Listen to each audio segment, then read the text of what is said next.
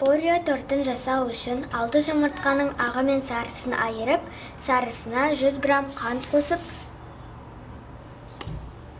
барлығын жақсылап миксерлейміз.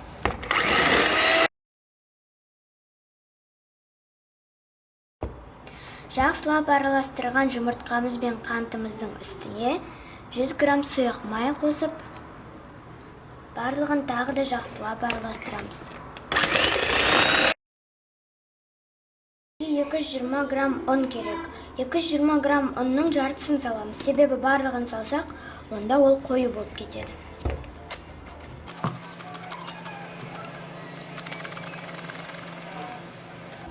Ал енді барлығын араластырамыз.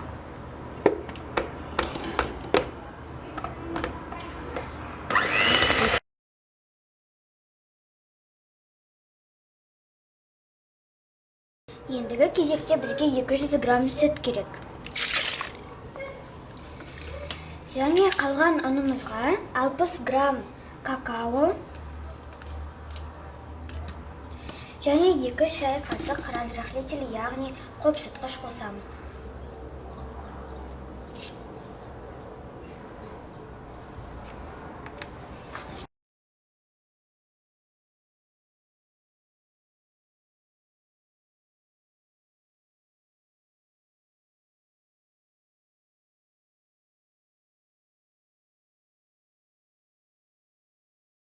Ал енді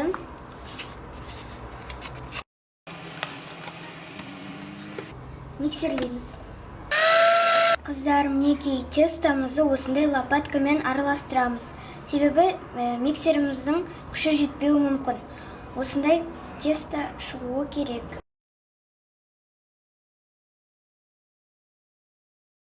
Қыздар, мінекей жұмыртқамыздың ағына 1 шым тұз сеуіп араластырамыз. Мінекей қыздар, жұмыртқамыздың ағы осылай көпіруі керек.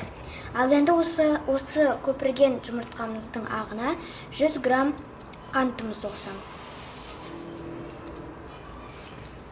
Енді барлығын жақсылап араластырамыз. Қыздар, біздің ағуызымыз осындай болды. Бірақ бұдан да қою болуы керек. Менің миксерім қызып кеткеннен кейін мен ары қарай істей алмадым. Ал енді осы ағуызымызды мына жерге бір қасықтан құйып араластырамыз. Қыздар, бұны барлығын жақсылап араластыру керек. Ешқандай комок болмау керек. Себебі болып қалса, онда ол дәмді емес болып шығады.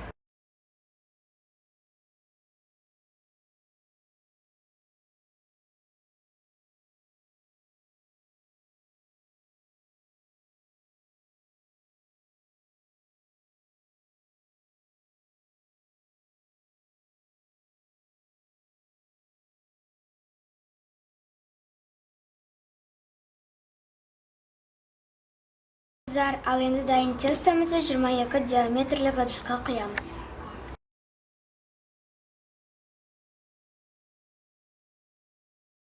Қыздар, енді біз сливки жасаймыз. Ол үшін бізге 500 грамм сливкиге 300 грамм творожный сыр креметтиді қосамыз.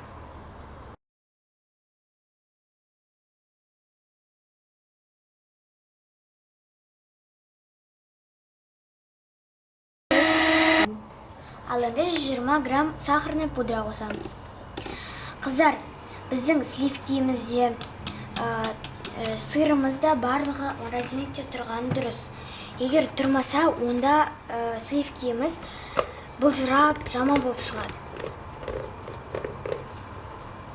Ал енді араластырамыз. Бұл Орео торты болғаннан кейін бізге Орео печеньесі керек. Оны біз езіп аламыз.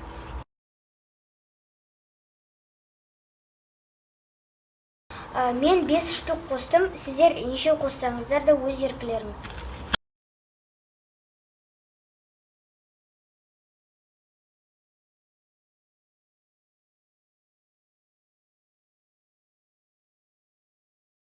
Кремімізге езілген Орео печеньелерін қосамыз.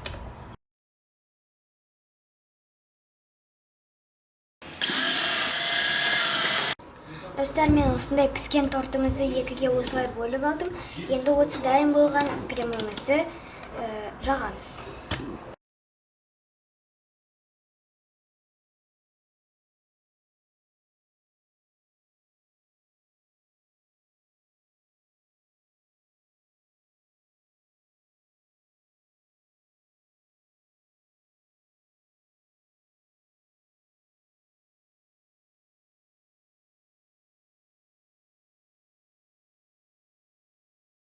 Қыздар, мен жаңа осындай кольцоны салуды ұмытып кетіппін. Егер кольцо салсақ, онда тортымыздың формасы әдемі әрі бір тегіс болып шығады. Ал бұл біздің екінші тортымыз. Ал енді тағы да кремімізді жағамыз.